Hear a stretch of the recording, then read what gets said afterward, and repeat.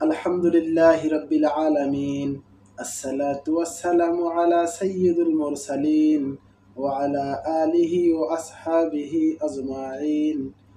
আমার দিনদার, ইমানদার মুসলিম ভাই ও বোনেরা, আসসালামু আলাইকুম ওয়া রাহমাতুল্লাহি ওয়া বারাকাতুহু।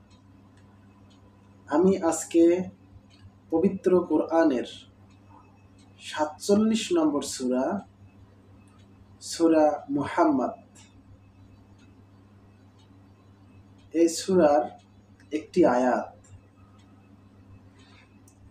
২৪ নম্বর আয়াত আমি আজকে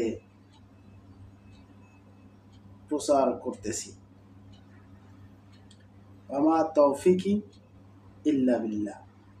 আউযু বিল্লাহি মিনাশ শাইতানির রাজীম। বিসমিল্লাহির রহমানির রহিম।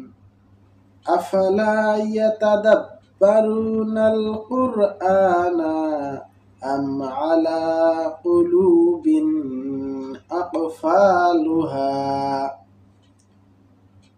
সাদাকাল্লাহুল আযীম।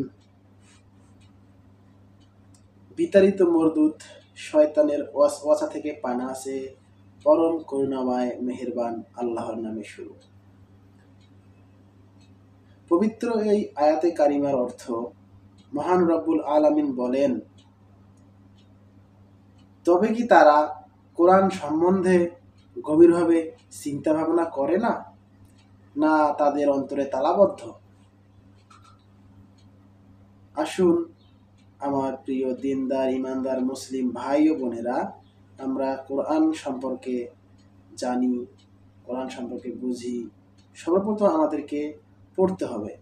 এজন্যই আল্লাহ তাআলা বলছেন ইকরা, মানে তোমরা পড়ো।